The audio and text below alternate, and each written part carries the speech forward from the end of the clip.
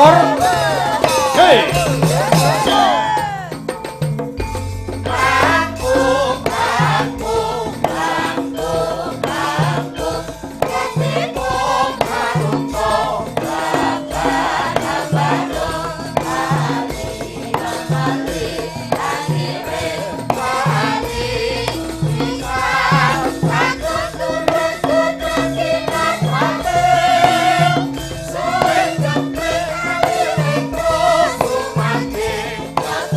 Sekali lagi. Hei.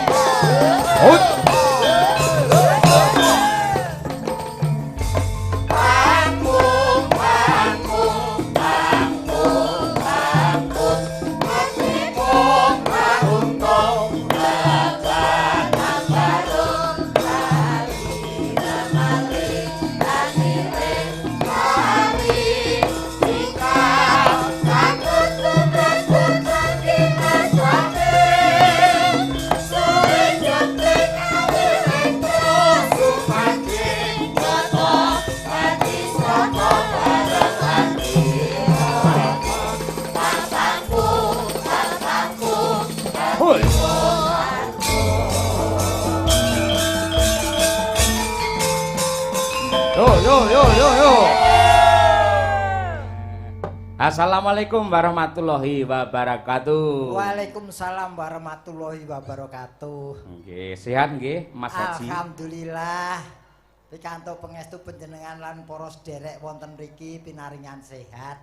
Alhamdulillah. Rawuh tabuh pinten niki, Pak? Nggih, antawis jam 7 tabuh 7 kirang langkungipun.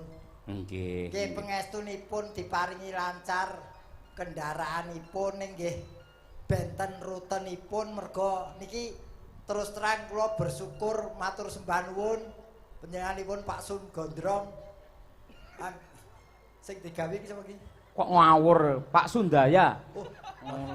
Keling aku Sun Gondrong. Kelingan karo bosmu lawas kowe mendhe ora. Pak Sundaya. Nggih. Niki tombo kangen mergi kula niku pun dangu mboten ditimbali teng tlatah Mangetan niki. Magetan. Ayo saka Semarang ning Magetan ki lak Mangetan to. Oh iya. Arahe lak Ngetan apa Ngulon.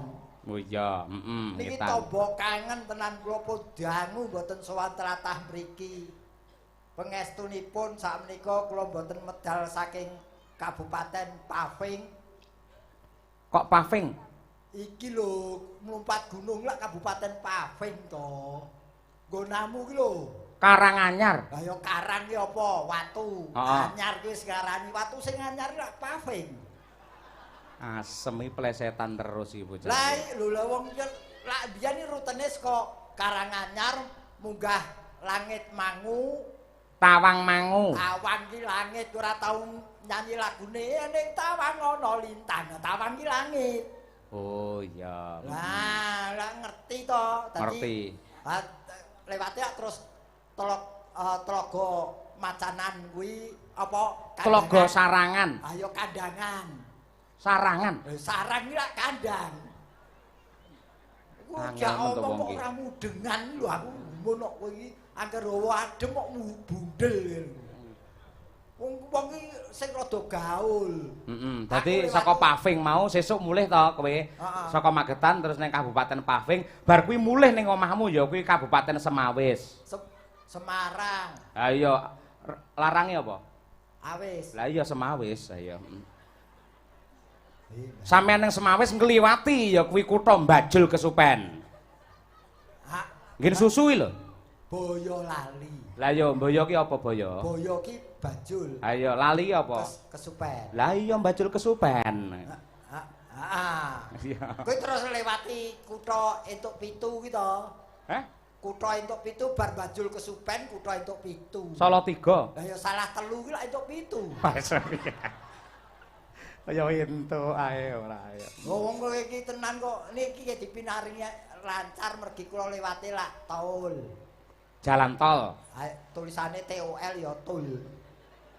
Ning kaprahe piyayi ngarani lewat jalan bebas hambatan yaitu jalan tol. Aku tetep tol. Wong sing lewat aku kok sing ngeyel kowe. Oh iya sing bayar kowe ya. Temudune kutha Ngawi. Ngawi. Ngawi iki cedhak wong ki adoh ya diawe. Bablas ning prapatan iki maca pejah ki apa pertelon maca pejah ki lak nganan. Maos pati. Ya maos ki lak maca to, pati ki pejah. Wah, susra tau nganu kowe iki. Kowe tibake iki nggone iki pelabuhan apik to iki. Perumahan pelabuhan apik iki. Perumahan Bandar Sari Raya. Bandar iki pelabuhan Sari iki apik. Loh, jadi pelabuhan kini tempat belaburnya orang yang indah dan asri suasananya. Oh iya. Di perumahan iki. Iki wong iki sing nimbal iki ora ben-ben Kyai Kejaksaan Agung lho iki. Jakarta. Jakarta lho iki. Tiwas aku ki anggarane Magetan. Lah iki pentase ning Magetan lah yo pas to anggaran Magetan kowe aja crigis lho. Ora sing nyeluk ki Kyai Jakarta. Wong aku ya tau ditimbali ning Kejaksaan Agung kono ki anggarane ya kono. Panjenengane iki ngendika lamun ngasta ana Kejaksaan Agung ngertiku ya sore mau mergo didhawuhi karo Pak Sudarsono. Saurunge aku ya ora ngerti. Bareng tekan kene Pak Darsono paring dawuh, niki piyayi ning Kejaksaan ingkang putri ngasta wonten Dinas Pemda Magetan mriki. Dadi kowe ya ora ngerti. Ora ngerti. Walah nasibe padha. Ning ora apa-apa wong ae dhewe iki nawaitune teko rene iki sowan Pak Sundaya. Angele asmane iki. Pak Sundaya kena, Pak Sundoyo kena. Nggih Pak Sundaya nggih ujube nderek bingah keng putra sampun dipun supetaken dipun tetakaken. Mugi dados anak anung-anan dita ingkang bekti marang Byung Rama lan agama sarta negara. Amin. Ingkang bakuna nderek ndongaaken. Apa to sebabe wong lanang kok kudu ditetake? Nah, iki ngaji lah aku. Iki ora mau wis pengajian kok. Iki ular apa ki jenenge ngudi kawero.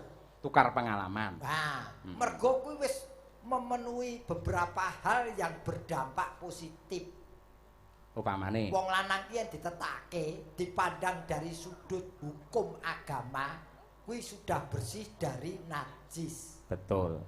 Dipandang dari sudut kesehatan kuwi wis dipandang bersih dari kotoran. Mergo yen urung disunatke kadang ana kotoran sing nyelempit. Betul. Mula mbiyen taun 70-an ning Amerika kono akeh para putri-putri ingkang demo unjuk rasa nyuwun mbuh agamane apa Kyai Kakung Amerika kudu sunat supaya ora dadi penyakit. Betul. Kuwi dipandang dari sudut kesehatan. Kesehatan. Dipandang dari sudut fashion. Model. Kuwi yen bar disunatke kuwi gleling. Kemplelet ngono. Bentuke wis pokoknya model ngetren. Siap tempur. Nah, iki sing luwih penting dipandang dari sudut etika kuwi wis memenuhi syarat. Tegese tak kei contoh.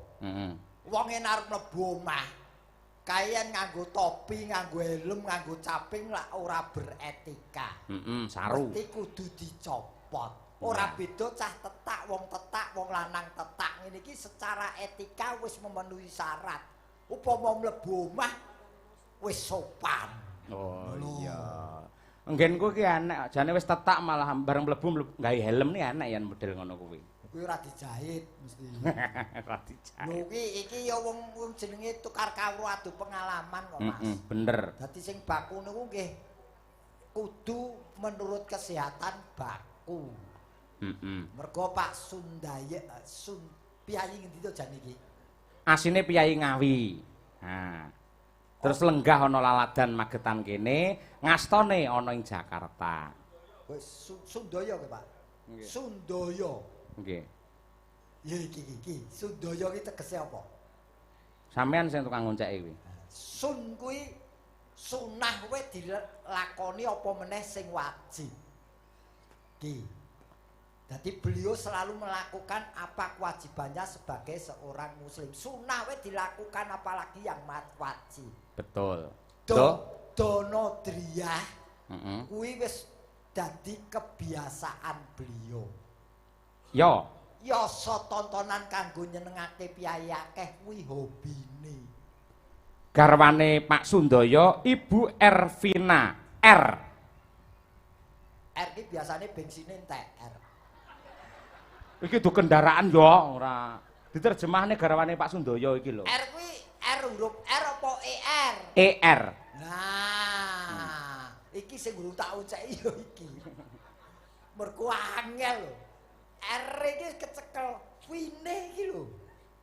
Mengko mesti bakal kecekel. Ya. Dagelan cerdas kok ya. Ayo, ora kena selak. R. Iki to, aku to.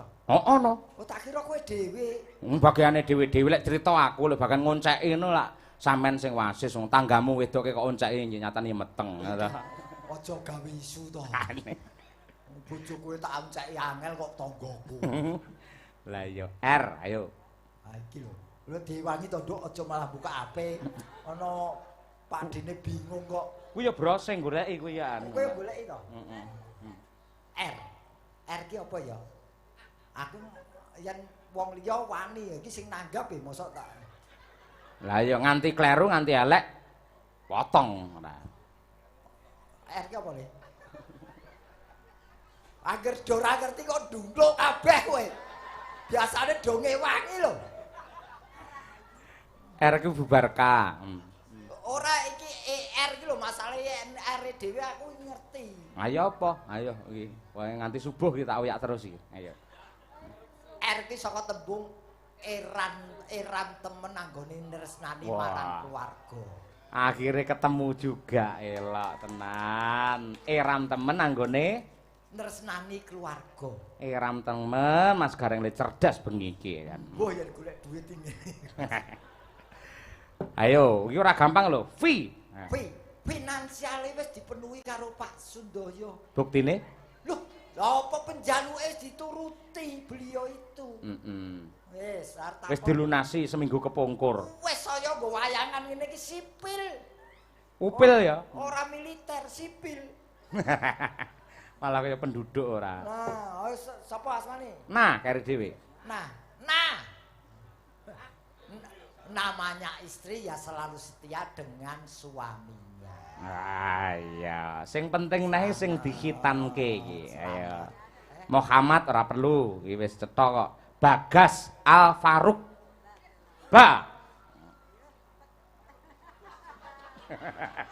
Pak Sun, jenengke putra mono angel men to, Pak. Iki gandeng pas dilala lanang. Bagus Pasuryani. Bener. Gase anggone ngenalke marang agama. Wiwit cilik wis dikenalke agama. Bener. Alhamdulillah bubar tetaan. Iya ra? Iya bener. Familine padha nresnani.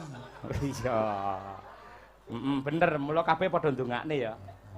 Keri dhewe modiar we. Ruk ki apa ora sing anake buta kowe keri mau. Kudu. Perasaan nyangkut-nyangkut lakon. Lah iki. Padine karo mikire kowe kok ayo. Ruk. Wen cara Arab tulisane RUK. Ning cara kene ruk ki RUK. Rukun karo keluargane. Wah, iya cerdas kabeh telah terjawab. Mumet ngene kok ora ditambahi blas. Kowe takon tok le mikir iku lho.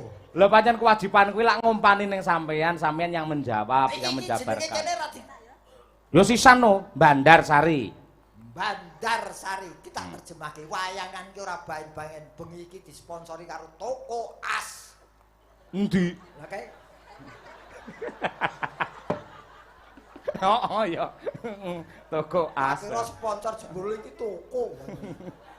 Iki Bandar Sari. Ban kuwi banyak sekali tamunya Pak Sundoyo malam hari ini. Leres. Dari awal beliau memang nawaitunya syukuran. Saat ini menggelar wayang kulit dengan dalang Cahyo Kuntari. Tak keprok lho.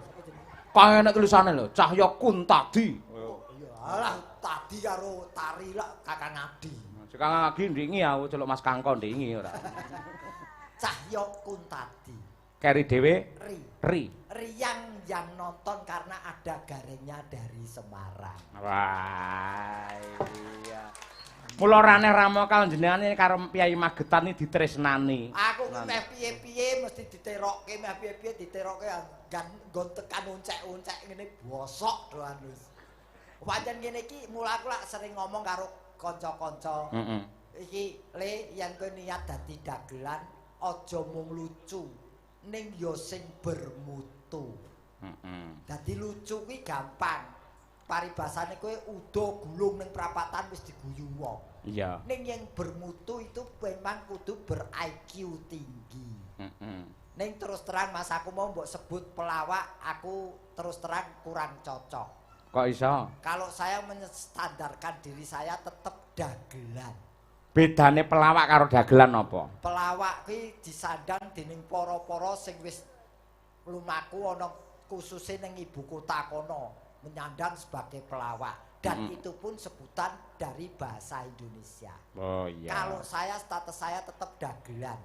Saya basic saya wayang orang melumati kuning wayang kulit. Ning perlu diingat, walaupun saya dengan kostum tradisional tapi otak saya internasional. Wah. Tak kira inter biru ora. Ora ono wis ana. Ora ono ya. Aku ganti Daniel kayak ini. Waduh. Gleleng ada. Muni ngono padune arep nyuwun kuwi. Dagelan mampu apa-apa kuwi murah-murahan. Apa? Rokok ya sing larang. Wah aku ki kolesterol wis 330 kok. Ngono iso bangga ki lho. Dagelan mampu 200 150 ki apa? 330 ora tak nyang kuwi. Mongko piyayi yen semono kolesterol iki dampake siji jantung, loro stroke kok gleleng. Nah, anakku le ngandani mung cekak aos, sing penting happy. Penyakit apapun kalah dengan orang yang senang hati dan pikiran juga jernih. Makanya aku selalu happy di setiap harinya. Oh iya. Wis angger wis ora ana gaweane game. Timbangane kene bunek mikir penyakit saya loro. Wingi iki tanganku dikenekke lorone ora umum. Ngene iki lho, lorone ora umum. Saiki alhamdulillah. Kuwi kakean ngegame tanganmu ngono kuwi. Anakku yo ngono kuwi mbiyen. Lah ngegame lak ngene to. Lah iki sarap-sarape lak gerak terus. Kesel akhire angel nggih ubah ngono. Justru iki tak gerakke supaya ora meneng. Ngene, timbangane ngene. Ah malah nista. Oh iya. Tanggung ngene, ya sing baku kaya apa sarane anakku sing penting happy lan pikiran jernih. Oh iya. Penyakit sirna lelara lunga. Amin ya rabbal alamin. Saya wis ngene iki wah alhamdulillah. Wis diparingi rezeki isih dipirsani piyayi sakmene akeh. Iki materi entuk kesenengane ati ya entuk. Betul. Iki wong seniman ki ya wis ngene iki. Duit butuh ning luwih seneng yang diperhatikan. Kuwi jenenge seniman.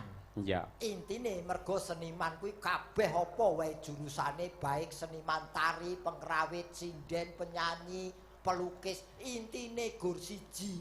Apa? Pamer. Oh iya, Lah yen seniman pamer ora ana sing nonton lak ya muspra. Kaya awake dhewe iki lak tontonan. Mongko afdole sing jenenge tontonan kuwi kudu ana penonton. Lah kuwi. Bener, Tontonan ora ana sing nonton. Wah, wis ngalami aku, Mas. Zaman ning Tobong ngendi? Ning Tobonge sing nonton 3 5 ki lho wis rame. Nah itu nanti akhirnya akan terjadi hal yang negatif. Ya, Ini niki alhamdulillah tamunipun Pak Sundoyo sampun kuatah niki. Alhamdulillah. Di luar perumahan juga pada datang.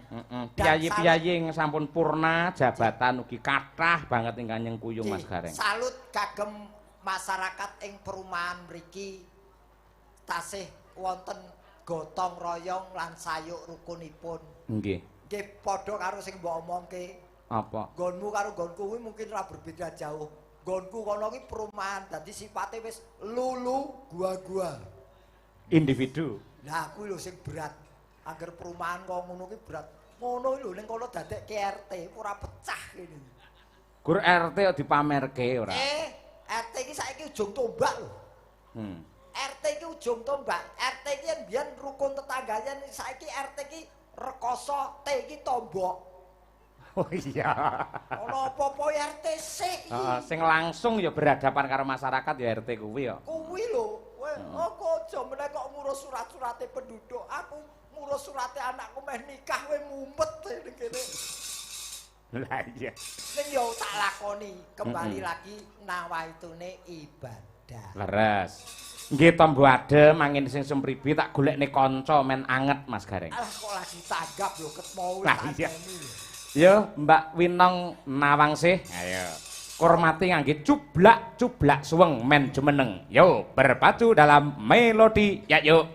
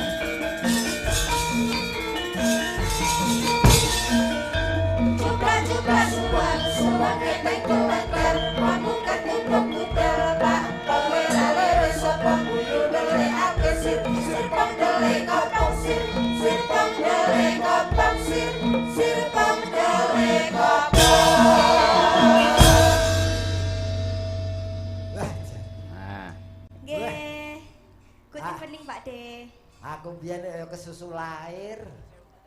Lah ngopo kok maido awake dhewe? Yen saiki ayu-ayu nom-nom ngene iki lahirku bareng dheweke lak ya sebabak. Oh iya, oleh-oleh lahir kempur puten nih ngono kuwi ora. Wong wedok saiki saya ayu, perawatane ya jos. Ah iya lo ngerti wong ngene iki biyen aku arep dilahirke no wegah. Terus arep ngopo? Mlebu neh ngono piye? Ah to nginep to. Lah jenengan kelahiran pinten? Ora usah takon karo guna-guna kaya mau ya. Kowe bolone karo Sembadra mau ya. Mboten. Guna-guna Kula namung taklet lho, Pak De. Kok padake aku buta terong kok. Ora ngene lho. Ngelek kelahirane jenengan ki jelas biasane tahun pira ki ngundange si Winong nang sampean iki cetha apa Mas apa Om apa Pak D apa Eyang ngono lho. Justru kuwi sing tak tutupi. Wong ya wis ora apa-apa, ora kena nyelaki fakta. Aku 28 wingi genep 58. Jenengan sak kakung kula berarti. Kula jenengan sak kakung kula. Ya wis kono nyambut gawe dhewe. Kok ngapa anane kok kuwi? Pancen aku ki jane kudune wancine wis duwe putu. Nah, nggih. Ning mare anakku kesantenan dadi nganti saiki rung duwe putu. Nek ya ora apa-apa, putuku ya iki ya wis tak anggap putu dhewe. Iya. Anjale tak gendong, Pak. Arep njaluk didusi, Pak. Ki nembe wae lulus saka SMKI. Heeh. Loh, lulus SMA. Masih Masih panjang perjalananmu. Ngati-ati, kowe pinter, swara apik, rupa ayu, pawakan apik. Hati-hati, kiwa tengenmu codot tok. Monggo kiwa tengenenmu lho nang jane ya gareng kuwi, codot kuwi. Codot senior kuwi malah ora. Codot senior ki ora langsung dipangan, dilimbake sih. Oh ya, ora, iki bocah, kowe bocah ndi to, Nduk? Kula Tulungagung. Oh, Jawa Timur. Nggih. Wah, Jawa Timur ki tipene cantas-cantas cobloko. Mula aku yakin engko bakal ketemu jodoh sing becik ya, Nduk. Amin. Galak gen kaya kesi lho. Ki Tulungagung ki galak mulai entuk bojo nom bagus. Tur iso dihapusi kae. Nyuwun sewu Pak Gareng. Modiar kowe. Melek. Nyuwun sewu Pak Gareng. Ken mau melek kok piye to iki? Melekno. Lek nyinggung bojo pancen kudu wong wedok kuwi kudu galak ora apa-apa. Ning galak enek nggon-nggonane yen bojone arep menggo arep serong kudu galak dielingke. Bener tak dukung kowe. Iya. Lek ora dielingke engko kebablasan rumah tanggane dadi hancur. Galak demi kebaikan. Bener kek. Lho Reng, ngene Reng, nuwun sewu, galak ki pancen penting. Ning sing jenenge wong ki lak duwe moral, duwe etika, duwe tata krama, ora kudu apa-apa digalaki. Ana batas-batase ya. Ada batas-batase. Ana Dadi batas bener. penyelesaiane ra kudu galak ya to. Lah iya ngono. Kabeh dirampungne dengan kebijaksanaan Biasa ngono kuwi. adil-adilnya. Ngono kuwi. Ora waton galak wae yo. Jenengane kubune sinten? Hah? Kubune sinten? Pokoke sing kuat tak eloni. Piyayi plin-plan. Suami istri padu tak dukung kok. Wong iki nandhake ngekei contoh. Rumah tangga iki mesti ana bentike. Ning carilah solusi yang terbaik dan yang terbenar supaya rumah tangga harmonis. Nah, kuwi. Kowe yen kepengin di bojo sing awet Nggih. ya nganggo percobaan sih. Percobaan pripun? Yo iso to sadurunge entuk bojo karo aku sik ora masalah. Percobaan karo bangkak ngono ya. Remuk kowe malah nong ora. Ora enak. Lah apa? Bangkak. Lah kan dagelan viral jenenge Cak Percil, oleh jenenge kodhok sing wis tuwa lah ya bangkak. Lah yo kodhok elek e kodhok. Winong. Nggih. Iki mumpung ditimbali panjenengane Pak Sundoyo ana ing tlatah Magetan. Nggih. Kowe ngetokno kepinteranmu mumpung iki di streaming sak menake lho kamerane iki. Iki kaya nyuting bal-balan ya. Bal-balan ning mburi gawang kok kamerane sak menake iki. Nggih sugeng mirsani sedaya kemawon dibalik kamera nggih. Wonten HP-nipun tiambak-tiambak sing nduwe HP aja nonton. Niku enten sing mung direkam, bengi terus diketok. Oh nggih. Adegane sampean pamane gandrung karo Mbak Winong, pamane kaya neng kayangan widodari karo apa dewa ngono lak dicandra. Mething kok jenenge golek sing viral. Bathari Komoratih bersama Komodo, mending ngono. Komodo ki dilestarekke ning ilering racuni. Iya. Oh, marake wong sekarat tok. Ya nang, iki ana pamundhut saka pepunden iki saking Mbah No Kulit Magetan. Wah iki Petung Reja Nguntara Nadi. Pokoke main ning Magetan Madiun ki urung ana Mbah No Kulit durung komplit. Rong komplit Wis iki. mesti njaluk lagu ning ora tau nanggap. Ora apa-apa kuwi tresna kok ya. Sing baku tresnani budaya. Gending lali janjine kalian pepiling kagem Ki Cahya Kuntadi, Amin. Mas Kaji Gareng, Amin. Mbah Trimo kalian Mas Saiful. Nggih, sugeng mirsani, sugeng midhangetaken. Nggih. Bawanana arep nyilih pangkur rinoso juga boleh, Nong. Ayo. Nggih. Napa sande niku wae, Pak? Hah? Sande. Sande apa? Dino Minggu. Oh. Jangan lali janjine. Oh iya, sande. Aku biasanya tekaku monde. Roti lawas kuwi. Monde. Nggih. Di monde. Ngono. Isine kacang.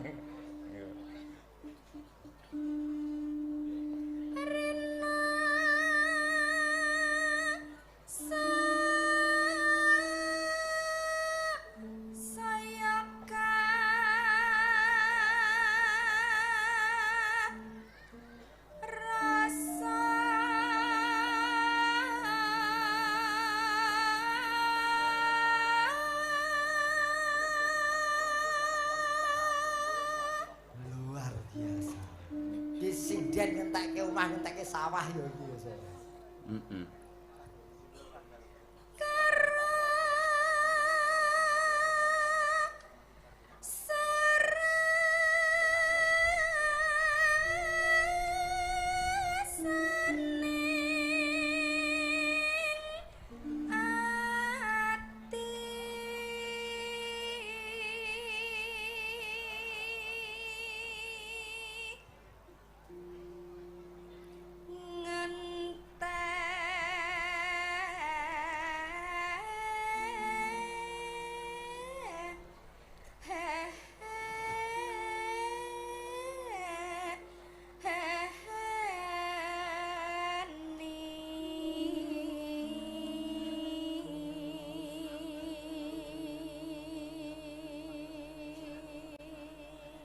Piye, suarane halus to, Reng?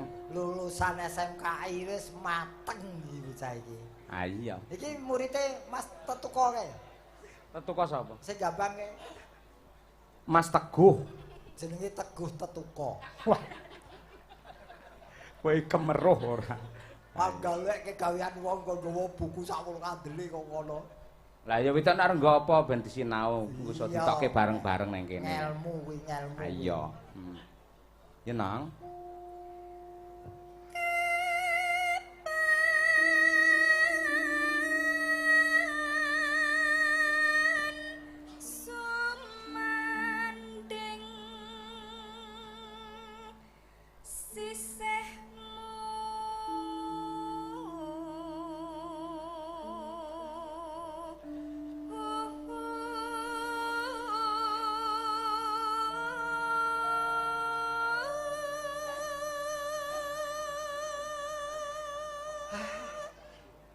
Ngayu kleru sithik ora masalah.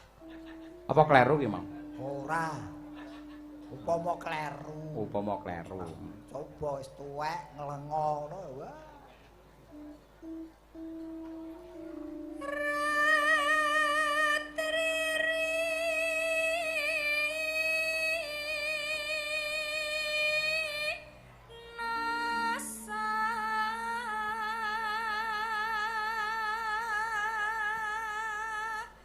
Neneng Rina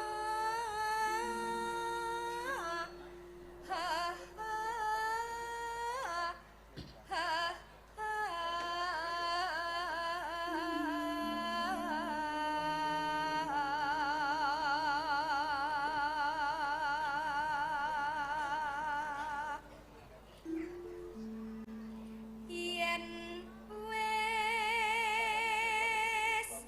Rina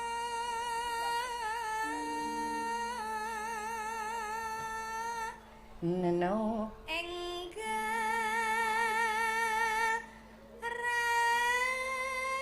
ratri kang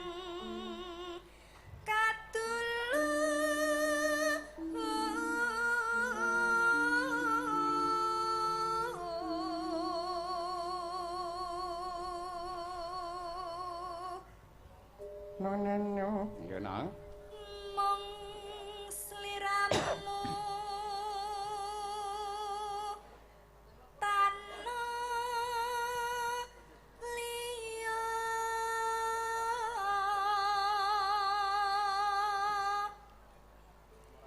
tak tresnani lahir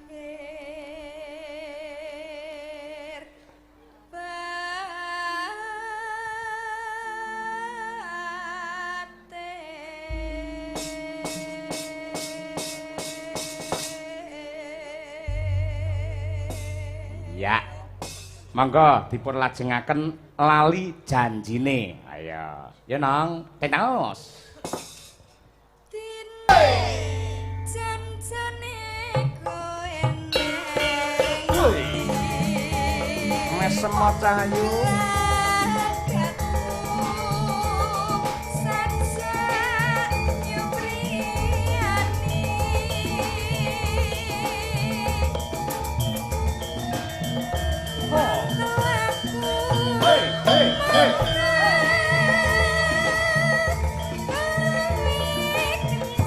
Oi. Yuk. Ayo nong. Goyang cahayu. Yeay.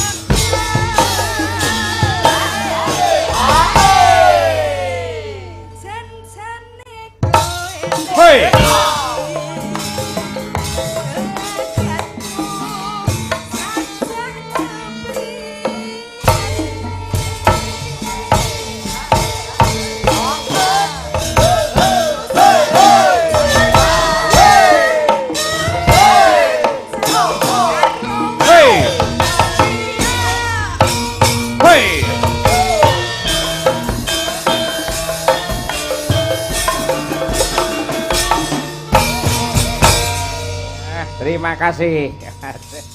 Wah, Luar biasa. Iki dudu jurusan tari. Jadi joget iki wis wiwit sore mau mencuri pandanganku. Waduh. Wis joget mau cah telu mau. Heeh. Lho, Bang Wetan mau. iki ra kulino nggawa beri nampan Sinoman to. sinoman. Ning jogete luwes bocah Tulungagung rata-rata ngono kuwi. Lah Tulungagung iki sing kondang ya mau pancen senterewe. Ya. Mau ora ketang sithik metik-metik senterewe. Ha iya. Iki ya Tulungagungan meneh. Endi? Mumpung anakku wedok wis teko kene iki lho. Heeh. Niken Salindri. Wis siap, Nduk? Wis leren, napase wis ditata. Ha iya. Yo bareng yo. Nangis sajroning atiku. Kur.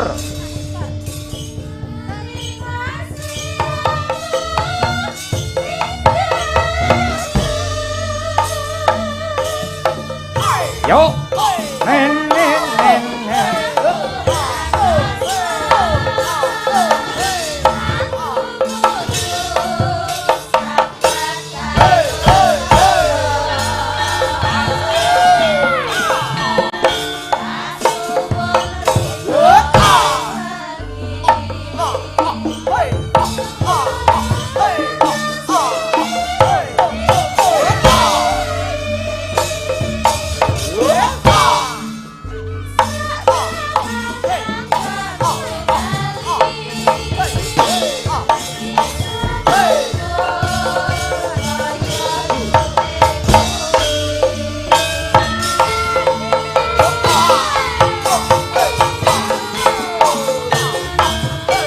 Niken Salindri made in Kota Tahu Kediri. Woi.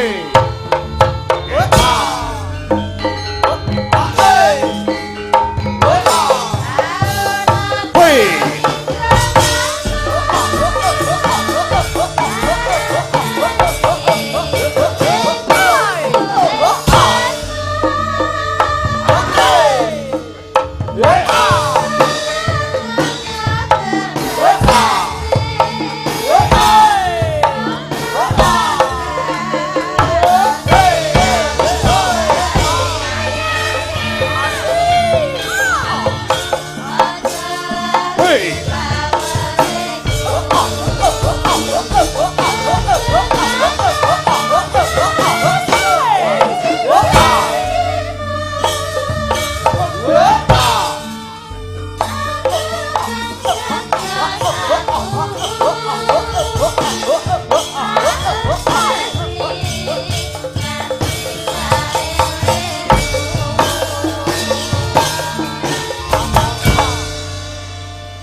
Bocah iki jan kaya arep tak ulu-ulu kok rene salaman karo bapak. Ora iki jane iki penyanyi apa polisi lalu lintas to? Lah ngapa? Tangane iso depaplak rene kaya ngatur arus lalu lintas kowe. Iki gerakan senterewe jaranan Tulungagung ngene iki. Oh. Lho, Nah. iki bocah ngendi? Cah Kediri. Ayo, ne salim karo bapak. Bocah ra tau leren piye kabarmu, Nduk? Nduk. Iki bar tanggapan kondi. Iki anakku. Ya, kok ngendi tanggapan kondi? Alhamdulillah, Papa. Apa cahaya? Sarap- Biasane nyeluke ngono kuwi. Sarapane tiwul papa. Ayo. Lek bukese nyeluk aku papa gedang malahan. Kondi Cahyo? Papa ini tadi saya habis dari Rembang, Papa. Ya ampun, tanggapan campur sari wayang apa? Iya, campur sari, Papa. Suaramu nganti kesel kaya ngono. Iya, suaranya mider, Mas Ian. Iki mau tanggapan ping pira sedina iki? Bahasa Indonesia kok mider ki apa? Tanggapan ping Ini pira? tadi tanggapan peng 3, Papa. Pertama di mana? Di Malang, Kedua, di Rembang, ketiga, di Magetan. ini yang ketiga. Iya, yang ini yang Ya ketiga. ampun, ora kesel, Nduk. Iya, Masya Papa, Allah. Bocah teh kaya ngono. Kesehatane dijaga ya. Mama papa di mama. Ora iki mau sing nderekne rene sapa? Apa? Sopir kalian kakak. Kakak. Iya. Ibuke ra nderek. Mboten. Masyaallah. Oh, alah mama. Ora jere kabare bar opnam. Iya, Papa. habis Sakit apa, opnam, Cahyu? Sakit kecapean ini. Ya Allah, awake dijogo ya, Nduk. Karo kowe iki ra mentolo. Kowe iki anakku tenan. Nganti dikene lagu karo Mbak Sukron nek mergo dianggep putu. Iya, Bapak. Ya ampun. Wes kowe bae ya. Orang ngrangkul bojone dalange rawani. Kesehatane dijogo. Iya, Bapak. Kesehatan ki utama. Kesehatan utama dan ini tadi minta maaf sebesar-besarnya ya, Papa. Kok tahu kalau punya aku besar kamu? Astagfirullahaladzim. Maafnya itu loh. Maaf sebesar-besarnya. Nah iya, itu gimana? Setengah ini sudah jam 12:30 ini. Saya barusan datang, Bapak. Nggak apa-apa. Saya Yang mohon penting- maaf sebesar-besarnya, Bapak ya, Bapak. Aku nggak apa-apa, yang penting kamu sehat sampai di sini. Ya ampun, dulu kamu sudah masih kecil, sekarang ya ampun, kau wis gede dadamu saiki. Ditelok dadane lho. Kai karo yang kakung kae. Oh iya, Saling mari iya. yang kakung. Kasihan ya, Papa ya. Iya kono. Jalukake le arep Tadi mama tadi sudah saya salimi, mama Iya. tadi juga nangis-nangis. Nangis aku ya nangis ngisor dhuwur ya anu ra. kowe gak Ya ampun. Maafkan saya, Mama ya. Niken, Iya, Mama. Niken, Halo. Niken. Sama umure pira to nduk saiki? Kula 15. Masih cilik lho. Iki bocah sik bau kencur. Mbok ambunge ning ngarep kaya penonton kaya ngono iki ora mesak. kae nggo tombo serak. Pancen senengane kencur ngene iki. Sampeyan ya ngeten mawon, Nduk. Halo. Ora apa-apa, anggepen kae bapakmu dhewe. Lho pancen dianggep